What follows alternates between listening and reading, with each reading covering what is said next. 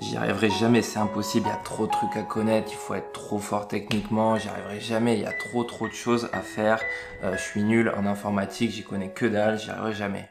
Bon, si tu t'es déjà dit ça, que en gros le web c'était pas pour toi, qu'il fallait être trop fort techniquement, qu'il fallait connaître plein de choses, qu'il fallait connaître le marketing, le référencement, savoir créer des sites internet, savoir coder, tout ça, mais en fait tu te trompes. Au début, c'est normal d'être un petit peu perdu, de pas savoir vraiment si tu dois te lancer sur le web. Tu vois beaucoup de gens qui réussissent, justement, qui montent des choses incroyables, des sites web incroyables, qui automatisent beaucoup de processus, qui font du marketing, du référencement. Et tu te dis peut-être que justement tout ça, c'est pas pour toi et que c'est un petit peu compliqué. Mais est-ce qu'il faut vraiment être bon techniquement pour réussir sur le web? C'est ce qu'on va voir dans cette vidéo. Alors avant de commencer cette vidéo, je voudrais te proposer de t'inscrire aux emails secrets. Donc c'est des emails que j'envoie régulièrement, donc plusieurs fois par semaine, dans lesquels je donne du contenu sur ma vision sur l'entrepreneuriat, sur le web, sur le marketing. Je te donne plein de conseils et plein d'astuces justement pour réussir sur le web. Donc si ça t'intéresse, le lien il est dans la description. Alors pour réussir sur le web, je pense que il y a une seule grosse compétence à avoir et je pense que tout le monde est capable de l'avoir et même toi. La compétence, c'est justement d'aimer apprendre. Je pense qu'avec uniquement cette compétence, tu peux aller très très loin. Parce que sur le web, il y a beaucoup de choses à apprendre, il y a beaucoup de choses sur lesquelles il faut se former. Et je pense qu'au début, c'est un petit peu normal d'être perdu. Mais il est facile de trouver beaucoup d'informations. Il y a beaucoup de gens qui écrivent sur ce sujet-là, qui créent du contenu à ce sujet-là. Et je pense que voilà, si tu aimes apprendre et te former, tu peux réussir sur le web. Et il n'y a pas besoin d'être bon techniquement, du moins au début, c'est-à-dire que c'est des compétences que tu vas apprendre avec le temps. Il faut, je pense, avoir voilà une appétence un peu ou au moins aimer le web, aimer justement comment fonctionne le web et voilà, vouloir creuser, vouloir être curieux et vouloir apprendre des choses. À partir de ce moment-là, tu as tout un champ des possibles qui s'ouvre devant toi parce que tu trouveras dans tous les cas l'information et tu arriveras à te former et à réussir. Je pense que sur le web, il faut simplement comprendre les mécanismes du web et le fonctionnement du web. Une fois que tu as compris ces mécanismes-là, je pense que tu as toutes les clés en main et tu n'auras pas besoin forcément d'être bon techniquement pour réussir. Alors, qu'est-ce que je veux dire par les mécanismes du web? En fait, c'est un petit peu des choses qu'on ne t'apprend déjà pas à l'école. C'est un peu comme les mécanismes de l'argent. À l'école, on t'apprend pas forcément les mécanismes de l'argent, comment ça fonctionne, les revenus passifs, les revenus actifs, tout ça, on t'explique pas. Et pour le web, c'est un petit peu pareil. Il y a plein de mécanismes qui sont en place sur le web et qu'il faut connaître et maîtriser pour se lancer. Et je pense que voilà, une fois que tu as cette base-là, que tu comprends les mécanismes du web, ça va tout seul. Quels sont les mécanismes du web? Alors il y en a plein, mais voilà, je vais essayer de te donner les principaux. Alors le premier, c'est donner pour recevoir. Alors ça, tu vas l'avoir dans la vie de tous les jours, mais sur le web, il faut comprendre que si tu veux réussir, il faut donner beaucoup, il faut faire beaucoup de contenu avant justement de recevoir. En fait, ce qu'il faut faire sur le web, c'est donner des choses aux gens, donc de la valeur, du contenu, un petit peu voilà, les éduquer à travers des vidéos, des blogs, et pour justement attirer du trafic à toi, te créer une expertise autour d'un domaine et pouvoir vendre. Donc voilà, ça c'est un peu le premier mécanisme. Ensuite, il faut aussi comprendre que rien n'est gratuit. Enfin, ça c'est pareil, c'est comme dans la vie, tout est un petit peu payant sur le web. Alors bien sûr, tu peux trouver énormément d'outils gratuits, mais tous ces outils, c'est qu'il y aura un revers de la médaille. Donc demande-toi toujours, quand tu utilises un outil gratuit, qu'est-ce qu'il y a derrière? Est-ce que c'est gratuit, mais juste c'est limité dans le temps et tu devras payer par la suite? Voilà, donc en fait, du moment que tu comprends ça, tu vas aussi comprendre que lorsque tu veux réussir dans ton business, réussir sur le web, il va falloir à des moments que tu investisses aussi dans certains outils. Ensuite, il faut aussi comprendre que faut que tu apportes de la valeur aux gens. Les gens en fait s'en foutent de toi, s'en foutent de ton site internet, tout ça. Eux, ce qu'ils veulent, c'est qu'ils ont un problème et ils viennent chercher une solution. Si tu es capable de leur apporter cette valeur et justement leur apporter des solutions à leurs problèmes, tu vas réussir sur le web justement. Ensuite, il faut comprendre que le web, ça va très vite. Il y a beaucoup de choses qui sortent tous les jours, il y a plein de choses, enfin tu as accès à toutes les informations du monde, donc ça va très vite. Il est possible donc de faire des choses très vite, de rebondir très vite, de tester aussi des choses très vite, ça faut aussi le comprendre, c'est important t'as la possibilité de tester énormément de choses, de faire beaucoup d'erreurs aussi. Voilà, c'est pas comme en fait dans la société on a tendance à dire dès que tu fais une erreur ça va pas, c'est mauvais, donc t'es nul et tout, alors sur le web en fait c'est rien, enfin en fait j'ai envie de te dire, moi j'étais développeur avant, et quand t'es développeur en fait rien ne marche du premier coup, c'est-à-dire que tu vas écrire tes lignes de code, ça ne va pas marcher et c'est normal, et en fait ça va pas marcher, tu vas avoir une erreur, tu vas corriger ton erreur, et ainsi ainsi de suite. Et bien sur le web, c'est un peu ça, c'est que lorsque tu vas lancer un truc, ça va peut-être pas marcher au début, tu vas le tester, tu vas l'améliorer et tu vas faire des erreurs et ça va être un cycle, un cercle vertueux justement, et tu vas pouvoir aller très très vite. L'autre mécanisme aussi du web qu'il faut comprendre, c'est que tu peux toucher le monde entier. Et en fait, tu te limites pas à un seul endroit. C'est pas comme, je sais pas, voilà, t'as un job de consultant dans une entreprise, ben tu vas te limiter peut-être à la région locale dans laquelle tu es. Avec le web, il faut comprendre que tu peux toucher le monde entier. Et du fait de toucher le monde entier, faut aussi comprendre qu'il existe plein de niches, donc en gros des catégories, enfin des domaines dans lesquels tu peux te lancer, mais très spécifiques. C'est-à-dire que, je sais pas, si tu veux te lancer, enfin ta thématique c'est les produits bio au lait de chèvre des Alpes, j'en sais rien, je dis n'importe quoi, et bien tu pourras justement trouver un marché justement par rapport à ça, et peut-être qu'il y aura des gens en Belgique, au Canada et tout qui pourront acheter tes produits. Donc ça, faut aussi comprendre ce mécanisme là, que ça va enfin tu peux toucher en fait l'international et que c'est pas local. Avec tous tes produits, enfin sur le web, tu peux il y a pas vraiment de limite. Donc en fait voilà, une fois que tu as compris un petit peu ces principaux mécanismes du web, je pense que tu as toutes les clés en main pour comprendre et commencer à te lancer sur le web. T'as pas besoin de compétences techniques et faut simplement être curieux. Et justement, je voudrais te raconter la petite histoire d'une personne que je connais qui à la base avait fait des études dans la psychologie. Donc elle a fait des études en psychologie pendant 3 ans je crois. Donc voilà, elle avait pas du tout de bagage technique sur le web, et en fait ça ne lui a pas plu, voilà, la psychologie, tout ça, et elle a commencé à se lancer sur le web, donc à apprendre un petit peu le marketing, donc faire des formations, en fait faire plein de formations sur le marketing, sur le référencement, sur les outils du web et tout. Et aujourd'hui elle est devenue assistante web, donc en gros elle aide les entrepreneurs du web, les coachs, tout ça, à se développer plus rapidement. Donc en fait elle va faire du montage de vidéos, du montage de podcasts, elle va créer des graphiques, des petits logos, des petits graphismes pour les entrepreneurs. Elle va créer aussi des pages de vente, des pages sur les sites internet. Voilà, enfin en fait elle va faire plein de trucs techniques qui demandent un petit peu de connaissances. Ces connaissances, elle les a apprises petit à petit, et aujourd'hui sans être une pro dans un domaine très spécifique, elle arrive à maîtriser tous les aspects du marketing, du référencement, tous les aspects techniques du web, sans être une pro, sans y avoir passé des années et des années d'expertise.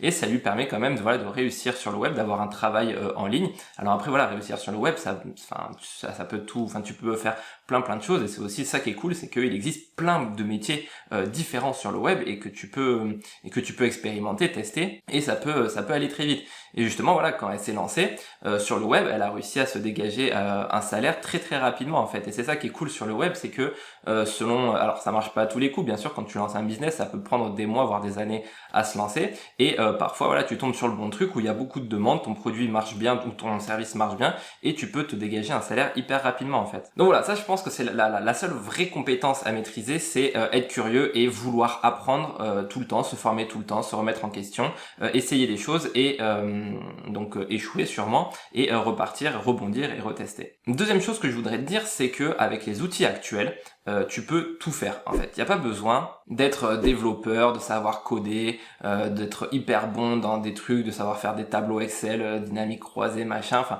voilà, aujourd'hui il existe plein d'outils. La plupart sont tu peux en trouver énormément qui sont gratuits, ou du moins où il y a une offre de base gratuite et qui te permettra de faire déjà pas mal de choses. Alors peut-être qu'au début, si tu veux pas mettre beaucoup d'argent, mais tu vas peut-être prendre une fonctionnalité de plein de produits différents qui sont gratuits, donc tu vas passer peut-être un peu plus de temps, mais c'est pas grave, à la limite, on s'en fiche. Et voilà, en tout cas, il existe plein d'outils pour automatiser plein de choses, pour créer plein de choses, pour faire plein de choses. Je prends l'exemple de Zapier par exemple, je sais pas si tu connais. Zapier, ça te permet justement de connecter différentes applications entre elles et d'automatiser plein de processus. Donc par exemple, tu peux dire que lorsque tu reçois un paiement sur Stripe, donc Stripe c'est une plateforme de paiement, donc dès que tu reçois un paiement sur Stripe, tu envoies un mail à ton comptable en disant merci de prendre cette facture en compte dans la comptabilité. Enfin voilà. Peu importe, tu as compris le principe. En fait, Zapier, c'est juste tu connectes deux applications entre elles, qui des fois ont rien à voir, pour automatiser certaines tâches. Et de cette façon, tu peux créer plein de choses, tu peux automatiser plein de choses, tu peux automatiser une partie de ton business. Et voilà, ce qu'il faut comprendre, c'est que si tu arrives à trouver en fait les bons outils, tu peux faire énormément de choses. WordPress, c'est pareil. WordPress, c'est justement un outil qui va te permettre de créer ton site internet de façon assez simple, sans avoir à coder une seule ligne, sans avoir à faire une seule ligne de code. voilà, tu installes. Alors certes, il y a une petite partie technique un petit peu au début pour prendre ton hébergement et tout, mais en fait, c'est même pas très compliqué. Enfin voilà, tu vas sur un site d'hébergement, tu prends une offre. Par exemple, moi, je suis chez O2Switch, un hébergeur que je te recommande vraiment. Ils ont une seule offre, il n'y a pas à te tromper, tu commandes chez eux, t'as ton hébergement, t'appuies sur un bouton pour installer WordPress. C'est pas très compliqué. Donc voilà. D'ailleurs, si ça t'intéresse, moi, je t'offre une formation de 1 heure dans laquelle justement je t'aide à créer ton site internet. Donc à la fin de cette formation, tu auras ton site internet en ligne et je t'explique voilà toutes ces étapes. Donc le lien, c'est le premier lien dans la description. Donc toutes ces étapes là, il n'y a pas besoin d'être hyper fort techniquement, mais voilà, faut juste se former, comprendre un petit peu comment ça fonctionne. Donc après, voilà, c'est pareil, t'as la suite Google avec les Google Forms. Google Forms, bah tu te crées un formulaire que t'envoies aux gens et ça te permet justement de récolter aussi des informations, des feedbacks sur lorsque tu veux lancer un produit. T'as le Google Still Sheet, donc Google Sheet tout simplement. C'est en gros un Excel en ligne, voilà, ça te coûte que dalle. T'as un Excel, tu peux faire des tableaux, tu peux commencer à faire des trucs avec. T'as tout ce qui est les autorépondeurs. Les autorépondeurs, ça va te permettre justement de te créer des listes d'emails, en fait, avoir une base de données de prospects, de clients, tout ça, auxquels tu vas pouvoir envoyer des emails de façon automatique ou à envoyer un seul email à toute ta communauté rapidement. Donc ça, voilà, c'est pareil. Il existe des outils comme Sendinblue par exemple. Je te mettrai le lien dans la description, qui te permettent de constituer toute une liste d'emails et d'envoyer des emails à des personnes. Donc Sendinblue, c'est gratuit sur 300 emails par jour. Donc tant que t'envoies pas, enfin tant qu'en gros t'as moins de 300 contacts, c'est gratuit. Donc voilà, ça te permet déjà de commencer à lancer ton business facilement, d'utiliser des outils qui sont gratuits. Donc Sendinblue, c'est gratuit jusqu'à 300 emails par jour. Donc voilà, tu peux commencer avec des outils comme ça. Et pareil, il n'y a pas besoin d'être bon techniquement. Tu commences à t'adapter à l'outil. En fait, on revient toujours à la première étape, c'est être curieux et essayer les choses. C'est-à-dire que lorsque tu vas découvrir un outil, tu essayes 2-3 trucs, tu regardes un petit peu comment ça marche, tu creuses, tac, tu comprends comment ça fonctionne et c'est parti rouler jeunesse, quoi. Et ça peut parler pour tout. Dès que, je sais pas, t'achètes une nouvelle télé, t'essayes de configurer les trucs. Enfin, moi, je sais que voilà, je fonctionne comme ça. Dès que j'ai un nouvel outil, un nouveau logiciel et tout, je vais un petit peu dessus, je creuse, je configure, je clique à plusieurs endroits, je vois ce que ça fait. Des fois, je fais des trucs bien, des fois, je fais des trucs nuls. Et j'apprends comme ça. Et le web, c'est exactement ça. T'as pas besoin d'être bon techniquement, t'as juste besoin d'être curieux et de creuser les choses pour apprendre. Donc voilà, ça c'était pour la partie outils. Je pense qu'aujourd'hui il existe beaucoup d'outils qui sont disponibles gratuitement, voire payants, voire voilà pas très cher.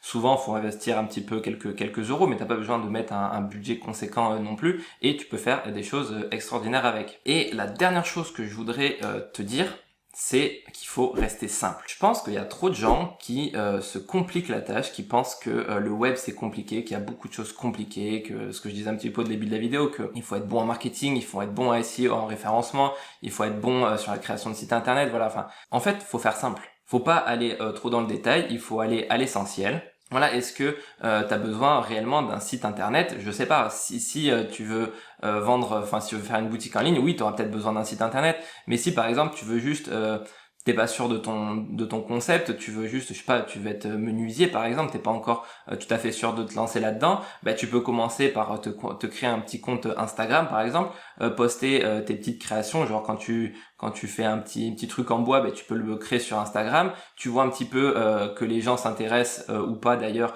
à ton compte, et si tu vois qu'il y a de la demande, que les gens te disent ah tiens, est-ce que tu peux me faire tel truc ou tel truc, et bien tu dis ok, bon c'est cool, genre il y a des gens qui sont intéressés par mon produit, je peux créer mon entreprise et je peux peut-être aller plus loin. Et en fait, voilà, il y a plein de gens qui vendent, enfin qui n'ont pas de site internet, qui vendent par le biais d'Instagram, qui ont créé tout un business sur Instagram. Ils associent ça par exemple à une page de paiement avec Stripe ou PayPal. Et puis ils vendent, voilà, ils disent ils font du coaching, j'en sais rien, ils disent voilà, moi je te propose 1 heure de coaching pour 200 balles, ils font une page de paiement avec PayPal, 200 balles, et voilà, et leur business tourne. Ils n'ont pas besoin d'un site internet, ils n'ont pas besoin d'être bons en marketing, en référencement. Voilà, ils ont un business qui est assez classique. Alors bien sûr, tu auras peut-être besoin d'un site internet, tu auras peut-être besoin d'outils, tout ça. Va vraiment à l'essentiel au début.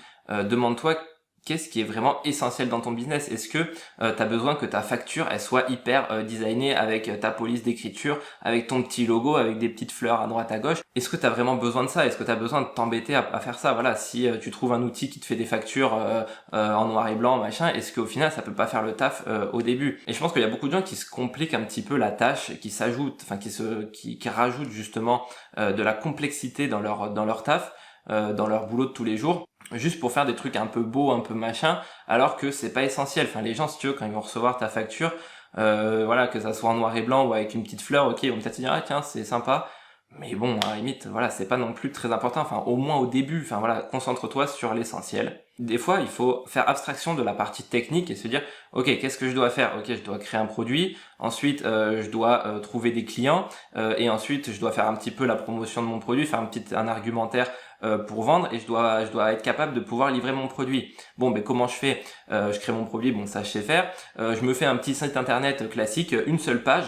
Je présente mon produit, je mets un bouton de lien, vers un lien PayPal pour que les gens puissent payer, voilà, et puis donc ils payent avec mon lien et j'imprime, je fais une facture avec un truc Word, enfin peu importe, t'imprimes, tu mets ça dans un colis et puis t'envoies. Ah, ton business il peut tourner avec ça. Au niveau de l'acquisition des clients, tu peux te créer, voilà, par exemple, utiliser un outil comme je disais tout à l'heure, Sendinblue, pour te créer une liste d'emails. Voilà, c'est assez facile à faire. Il y a un petit formulaire, tu as un truc dans Sendinblue, crée un formulaire, tu fais un formulaire avec un nom, un prénom, ou même avec Google Form, on s'en fout, et voilà, et tu t'enregistres l'adresse email dans une base de données, dans ton autorépondeur, ou même avec Google Form, tu fais un petit formulaire classique. Donc certes, ça fait peut-être un petit peu moins professionnel, mais du moins pour commencer, c'est suffisant. Et il y a le concept justement de MVP, donc Minimum Viable Product, donc en fait c'est créer justement un produit minimum viable, c'est en gros créer un petit truc, une offre, un produit, un service avec une seule fonctionnalité qui répond à un besoin et que tu commences à le créer et tu lances ton business avec justement ce petit produit, ce truc qui répond vraiment aux besoins précis de ton client. Et petit à petit, voilà, tu le fais grossir, t'ajoutes des fonctionnalités par rapport à ce qu'on te dit et tout. Et le but, voilà, c'est de commencer petit avec très peu de choses, mais avoir la fonctionnalité principale dans ton offre, dans ton service ou dans ton produit et le faire grossir petit à petit, quoi. Donc en tout cas, voilà, le message que je voulais vraiment faire passer à travers cette vidéo, c'est que tout le monde peut réussir, donc toi aussi tu peux réussir. Il n'y a pas besoin d'être bon techniquement pour réussir sur le web. Il faut juste aimer apprendre, aimer comprendre, être curieux, aimer comprendre les mécanismes du web, essayer des choses encore et encore, tester, échouer, recommencer, s'améliorer. Et rester surtout simple, pas se prendre la tête, il existe des outils pour tout et n'importe quoi. Donc maintenant, dès que tu veux faire quelque chose, tu vas faire une petite recherche sur internet, tu vas regarder outils machin, tu te prends le temps qu'il faut pour te former un petit peu sur cet outil-là, et tu restes simple. S'il y a des trucs, tu dis ah tiens, je pourrais rajouter ça. Non, au début, tu fais simple. De toute façon, c'est impossible de faire des trucs hyper complexes, hyper compliqués qui fonctionnent dès le début. Je sais pas, tu veux faire un truc, fais simple au début, un truc très simple pour comprendre comment ça marche. Et quand tu vois que ça marche, ok, tu rajoutes une étape, tu rajoutes un truc un peu plus complexe. Mais au début, fais quelque chose de hyper simple, quoi. Et ça va marcher petit à petit. C'est ça qui est bien aussi sur le web, c'est que tu peux faire quelque chose de simple. Si ça répond à un besoin ou à une demande, tu auras des gens qui seront intéressés. Tu peux très bien commencer, tout à l'heure je prenais l'exemple d'un compte Instagram, mais tu peux très bien commencer avec un groupe Facebook. Tu as un groupe Facebook sur lequel tu parles tu écris des articles de blog et tout. Les gens peuvent commenter. Tu peux très bien, à la place de commencer avec un site web, commencer avec un groupe Facebook. Donc pose-toi toujours les questions, est-ce qu'il existe une façon simple de commencer dans mon activité? Et petit à petit, tu t'en rajouteras des briques peut-être plus techniques, ou tu rajouteras des briques par la suite. Donc j'espère que cette vidéo t'aura plu, t'aura un petit peu ouvert les yeux sur le web, sur est-ce qu'il faut être bon ou pas bon sur le web, que toi aussi tu te rendes compte que tu peux y arriver facilement. Et si tu es intéressé pour recevoir justement des conseils, des astuces, des méthodes, du contenu exclusif sur le web, pour apprendre peut-être à améliorer ta visibilité, attirer plus de prospects, plus de trafic, te lancer justement sur le web, sur la création de site internet, tout ça. Moi j'envoie des emails régulièrement, donc plusieurs fois par semaine, à toute ma communauté. Le lien il est directement dans la description, donc c'est les emails secrets. Et tu t'inscris et tu recevras très prochainement les emails de ma part. Et moi je te dis à très vite sur Esprit Web. Ciao!